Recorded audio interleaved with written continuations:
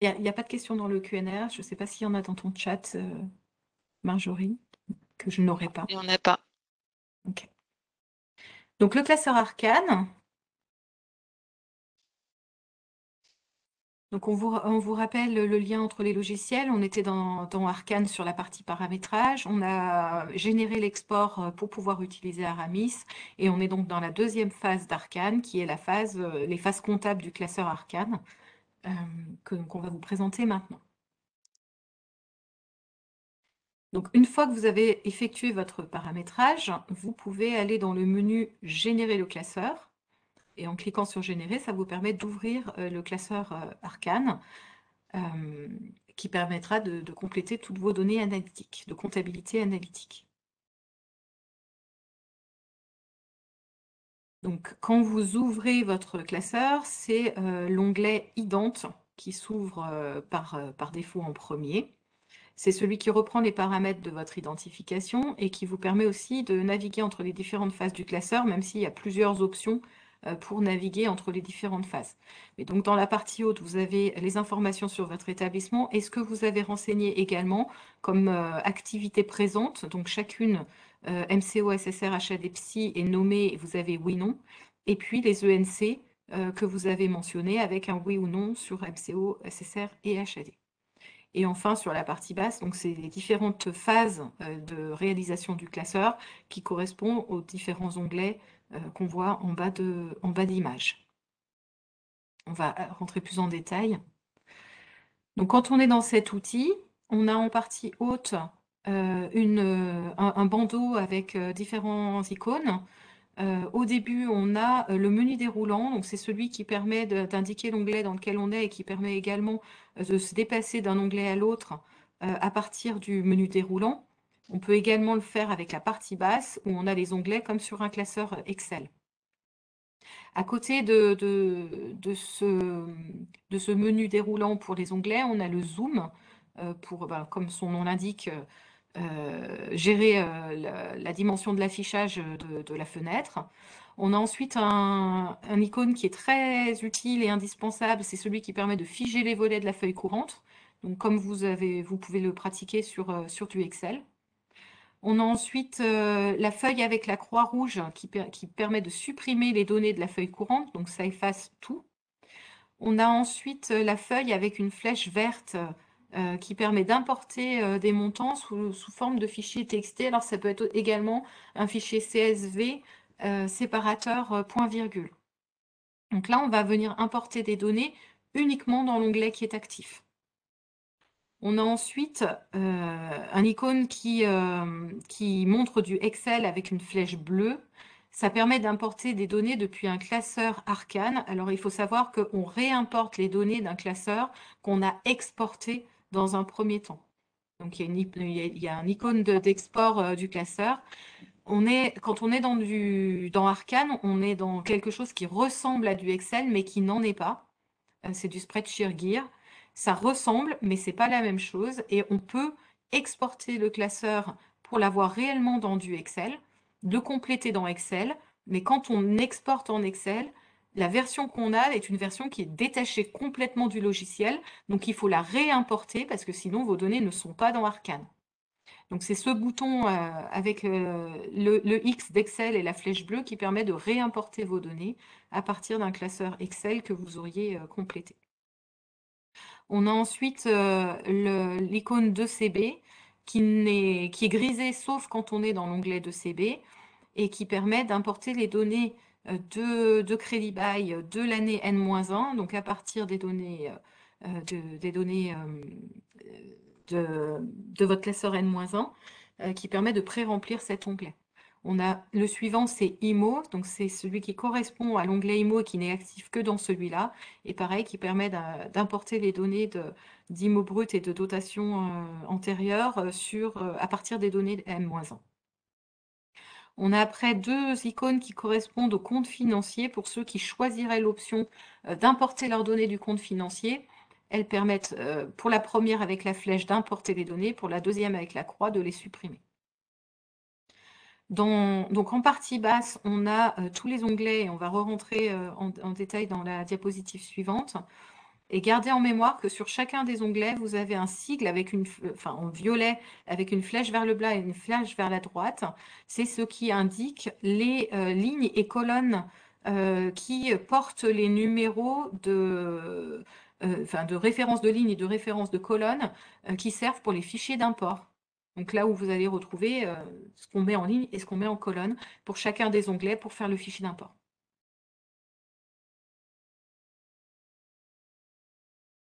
Donc ici, hein, c'est vrai que c'est un tout petit peu petit, mais encore une fois, vous aurez le support de présentation. Donc on a un premier onglet qui s'appelle 1DA, qui correspond aux données administratives. Et c'est là qu'on va venir indiquer les informations de type nombre de journées. C'est aussi, si vous avez des sections d'analyse médico-technique, c'est ici que seront indiquées les unités d'œuvre consommées par les différents consommateurs. On a ensuite un onglet 2PC pour le plan comptable, dans lesquels on va venir déclarer les charges et les produits de vos comptes comptables. Donc, on va également indiquer quelles sont les charges non incorporables et les produits non déductibles. C'est dans cet onglet que ça se passe. On rentrera un peu plus en détail, bien sûr, dans les différents onglets.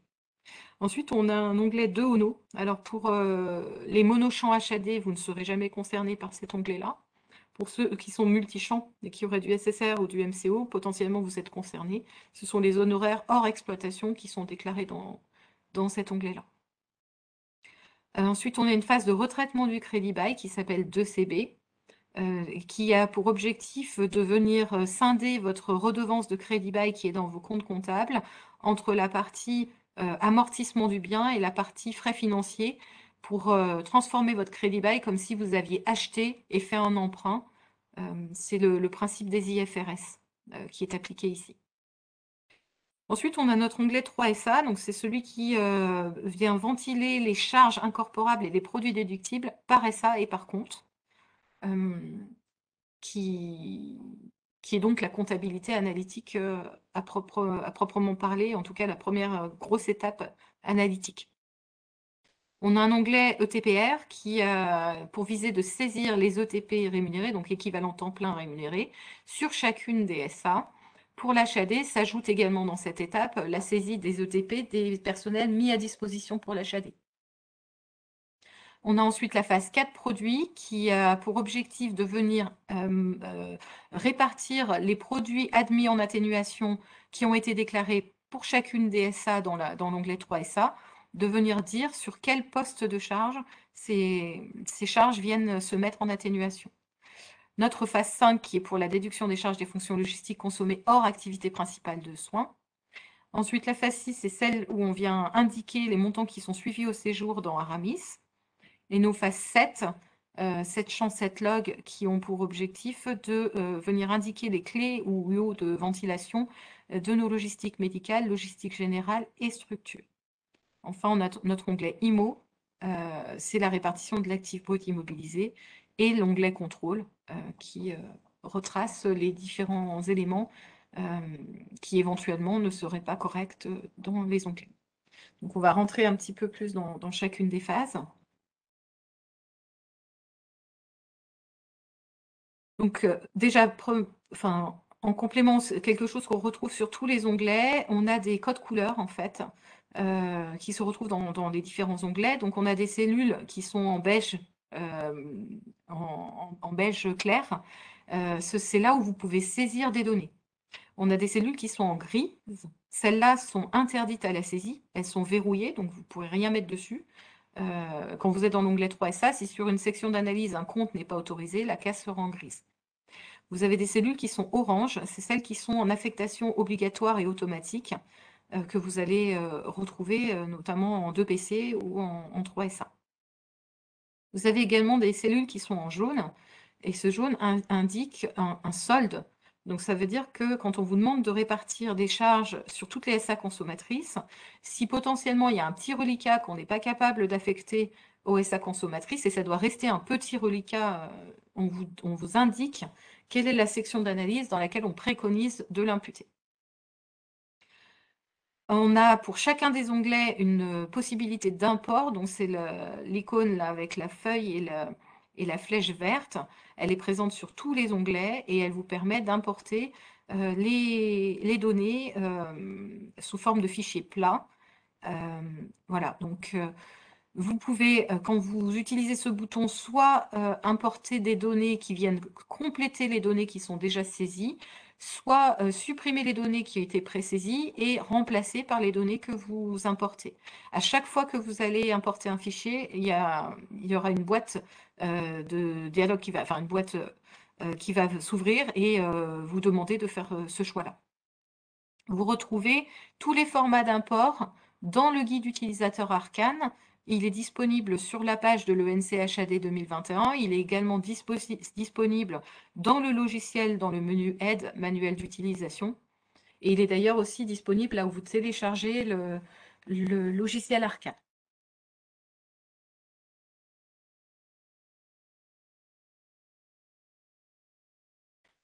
Donc sur l'onglet 1DA des données administratives, vous pouvez choisir de remplir manuellement l'onglet ou d'importer un fichier avec l'ensemble des données. Pour l'HAD, on vous demande les données de capacité de l'HAD, donc ce sera le nombre de patients au global de votre HAD qui sera attendu sur cet onglet-là.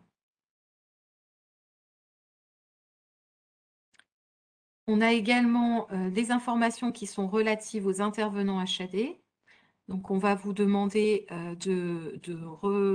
d'indiquer le nombre de minutes au domicile du patient pour les intervenants qui sont suivis en minutes et le nombre de passages au domicile du patient. Et pour ceux qui sont suivis en montant, on vous demande le nombre de passages au domicile du patient qui sont donc à indiquer dans cet onglet. Vous voyez dans les cellules qui sont en blanc, pardon, le rappel en fait du paramétrage que vous avez fait précédemment dans Arcane, avec le rappel, est-ce que c'est du salarié, est-ce que c'est du libéral, est-ce que c'est suivi en minutes, est-ce que c'est suivi en montant. Donc ces informations que vous avez mises dans le paramétrage sont répétées dans cet onglet. On vous demande également les données de surface. On va vous demander les mètres carrés des différentes sections d'analyse, même si ça reste facultatif. Enfin, pour ceux qui ont des sections d'analyse médico-technique, il va y avoir on va vous demander de renseigner les unités d'œuvre qui ont été consommées par les différents séjours d'hospitalisation, les consultations, les MIG, etc. Donc de venir renseigner qui a bénéficié des unités d'œuvre produites par votre SAMT.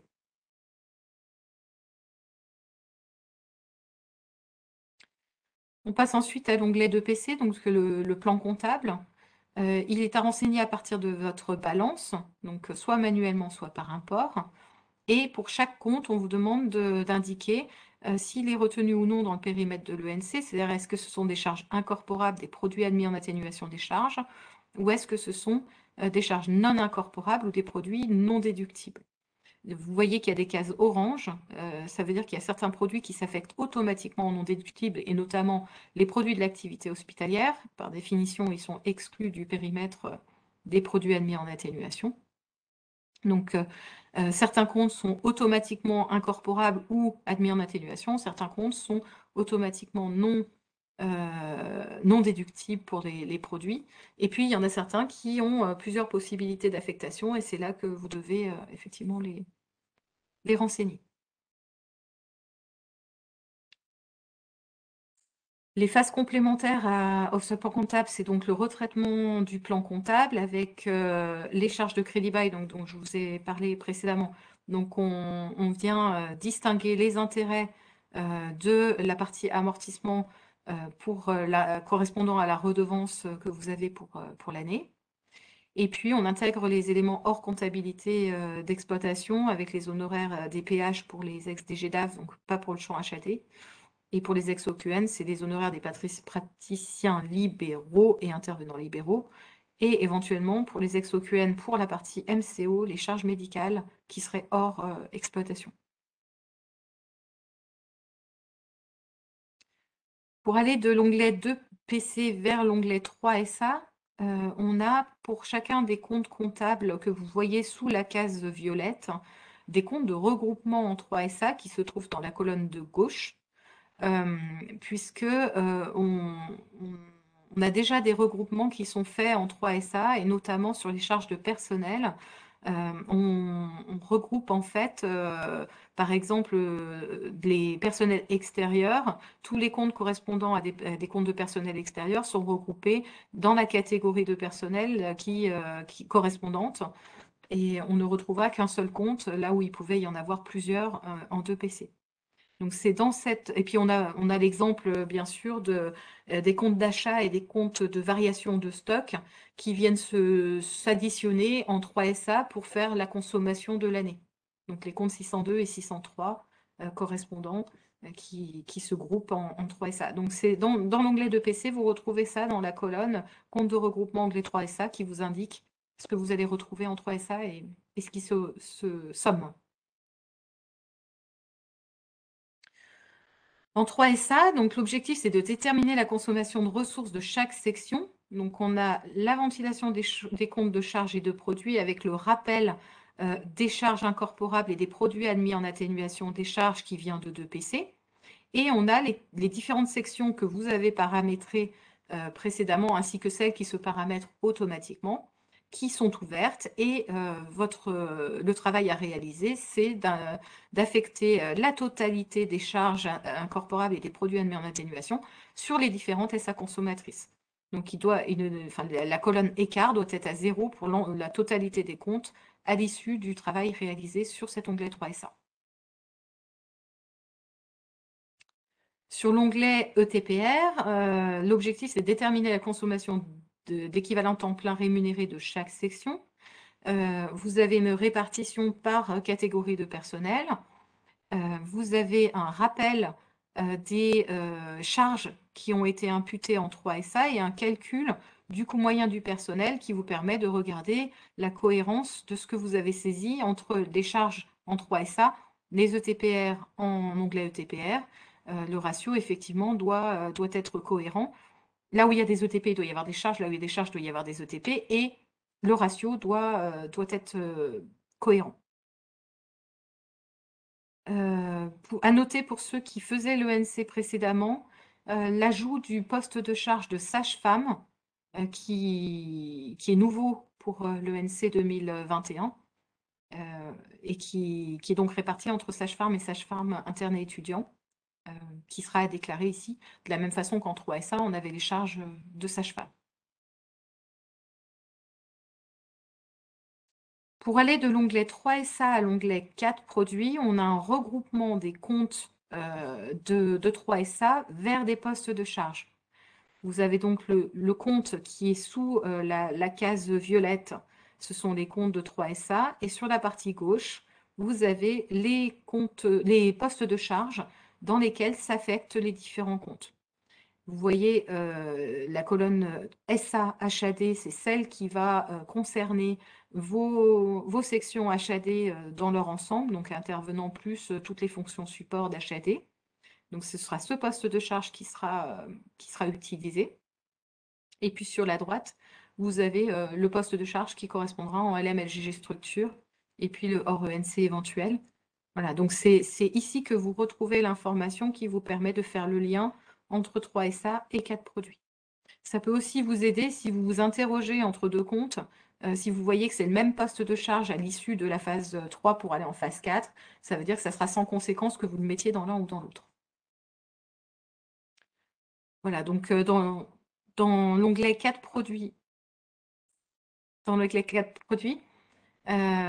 va venir affecter les produits admis en atténuation des charges qu'on a identifiés en 3SA. Donc, pour chacune des sections d'analyse, les produits qui ont été indiqués comme admis en atténuation des charges vont venir être indiqués par poste de charge. Donc, on avait par exemple un produit correspondant à des indemnités journalières de remboursement de personnel. Dans cette phase 4 produits, on va venir dire quelle catégorie de personnel a des produits en atténuation. L'objectif étant d'avoir des postes de charge nettés des remboursements et autres produits admis en atténuation. Donc, à l'issue de cette phrase, SA par SA et poste de charge par poste de charge, on a des charges nettes par section. Donc ça, c'est l'exemple d'un cas de produit. On a sur notre SAHAD intervenant, infirmier, salarié, un montant, un total à déduire de 53 675 €. Donc ça, c'est le rappel du total des produits admis en atténuation qui a été déclaré en 3SA. Et on va venir indiquer, par exemple, dans l'exemple qui est là, on a indiqué que pour les PS salariés, donc, sur le poste PS Rému, on a 20 000 € parmi ces 53 675 pardon, il y avait 73 675 au départ et on en a déjà affecté 20 000 en PS Rému. Il reste donc 53 675 à affecter sur les différents postes de charge et les autres postes de charge qui existent sur cette section. À l'issue de cette phase-là, l'écart doit être à 0, la totalité des charges doit être affectée.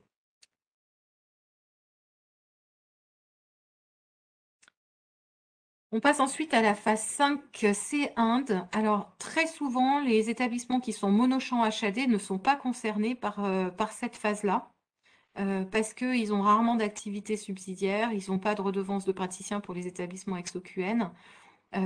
Et souvent, vous n'avez pas de budget annexe. Donc, très souvent, cette phase-là vous concerne peu. En revanche, suite à l'évolution qui a eu lieu sur cette phase, si vous avez déclaré des activités hors études, dont vous a parlé Marjorie tout à l'heure, et par exemple, si vous avez des SIAD qui sont présents dans les comptes de votre établissement et que vous auriez déclaré en autre activité hors études, vous allez retrouver cette colonne sur cette phase-là et vous aurez la possibilité d'affecter en direct des montants de logistique médicale, de logistique générale ou de structure qui concernerait le SIAD. Ça sera dans cette phase-là que ça sera réalisé. L'objectif de cette phase-là, sur la première partie qui vous est présentée là, c'est de prendre en fait les produits, les recettes qui ont été déclarées en 2PC correspondant à ces activités subsidiaires, remboursement de budgets annexes, redevances, pour venir indiquer sur quelle section d'analyse ces produits s'affectent. Donc, il y en a beaucoup qui sont affectés automatiquement, il y en a certains où vous devez les ventiler. Ensuite, il y a un rappel des charges indirectes qui ont été identifiées pour ces activités directement en phase 3SA. Donc, vous avez la possibilité pour un certain nombre de comptes de les affecter en direct en 3SA. Donc, ils sont rappelés, c'est la ligne qui est en bleu sombre. Et puis ensuite, dans cette phase-là, on va venir indiquer les charges indirectes de logistique médicale, de logistique générale et de structure qui ont été consommées pour réaliser ces activités-là. Et c'est la partie qui est synthétisée en bleu clair, mais qui en fait est détaillée. On va le voir dans la diapositive suivante. Voilà. Donc, on a l'exemple ici de la pharmacie où sur la rétrocession de médicaments, on indique qu'on a des charges de PM, donc personnel médical et de PA personnel autre, qui ont été consommées pour l'activité de rétrocession de médicaments. Ce n'était pas possible en 3SA de la mettre en charge directe. On vient l'indiquer en montant en charge indirecte dans cette phase-là.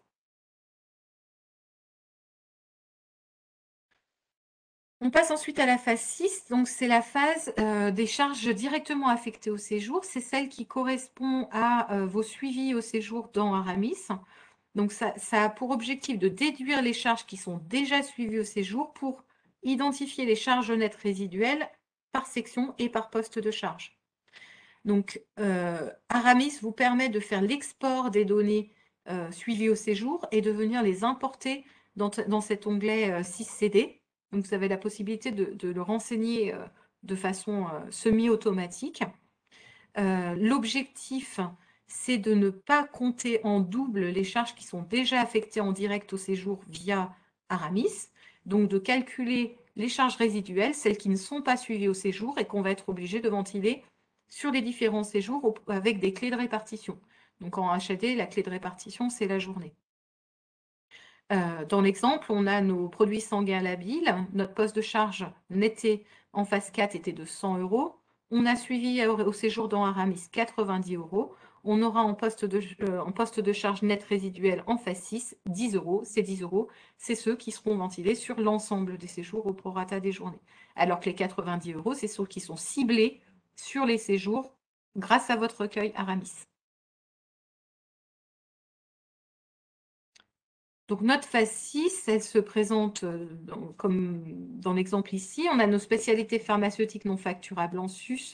Dans l'exemple, on a sur notre colonne HAG, charge au domicile du patient, on a 142 505 euros.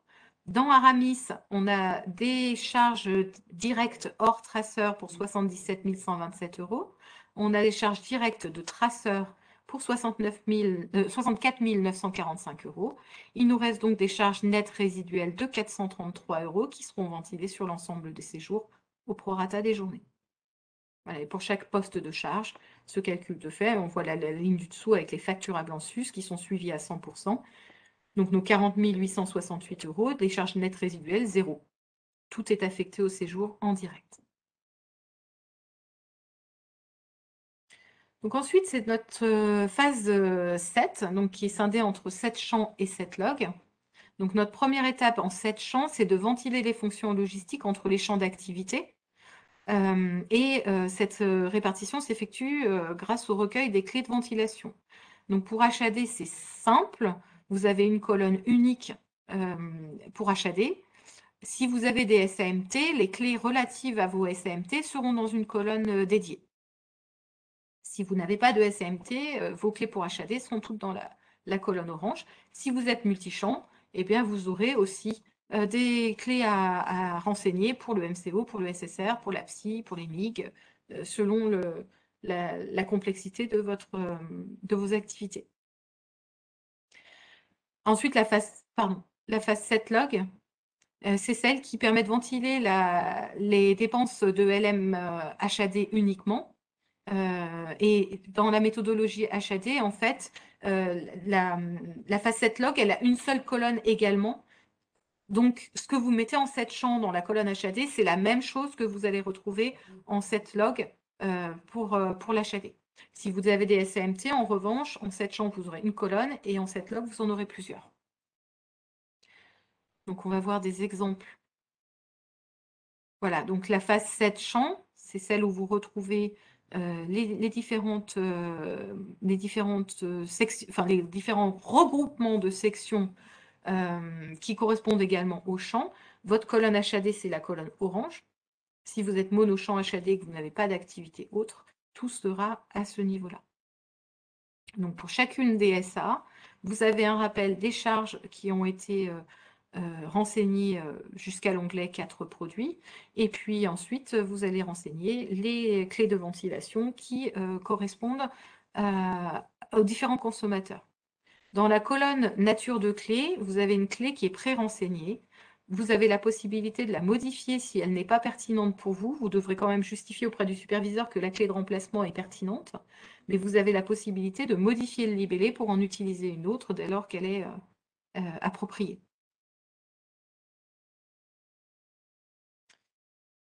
Et donc, quand on passe en 7 log, pour les types de sections qui sont actives pour l'ENC que vous réalisez, les sections vont s'ouvrir en détail. Donc là, dans l'exemple qu'on vous montre, c'est un établissement qui fait l'ENC MCO et l'ENC HAD, puisqu'on voit que les sections d'analyse clinique MCO sont dépliées. Vous ne les aurez pas si vous ne faites pas l'ENC MCO, elles ne seront pas visibles, vous n'aurez que la colonne HAD et éventuellement les colonnes de SAMT si vous êtes concerné.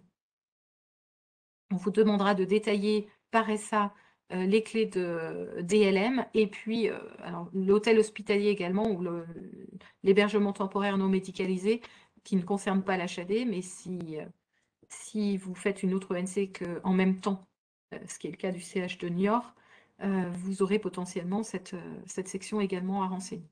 Donc ça, c'est la partie haute qui est obligatoire, toutes les logistiques médicales plus HTNM si vous êtes concerné. Et puis, il y a une partie basse qui concerne, pardon, je croyais qu'elle y était. Il y a une partie basse qui concerne toutes les logistiques générales qui est facultative, mais que vous pouvez, enfin, on vous invite à les renseigner si vous avez l'information, mais elle est facultative, effectivement, cette partie-là.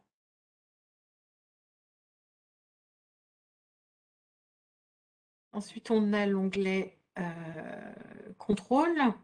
Donc, c'est celui qui va vous permettre de repérer certaines incohérences dans ce que vous avez saisi dans les différents onglets. On voit par exemple dans le premier contrôle que vous avez sur établissement ayant des SH, AD et contrôle sur les données des ETP, c'est marqué à vérifier. Donc ça veut dire que c'est potentiellement il n'y a pas d'anomalie, mais ça veut dire qu'il manque des ETP et qu'il faut vérifier que là où ils n'y sont pas, c'est bien parce qu'ils sont facultatifs. En revanche, quand vous avez, comme dans la partie basse de l'image, du à corriger, ça veut dire que votre phase est incomplète et que vous devez aller modifier, et corriger ou compléter les anomalies qui sont signalées. Voilà, donc toujours regarder votre onglet contrôle avant de transmettre vos données.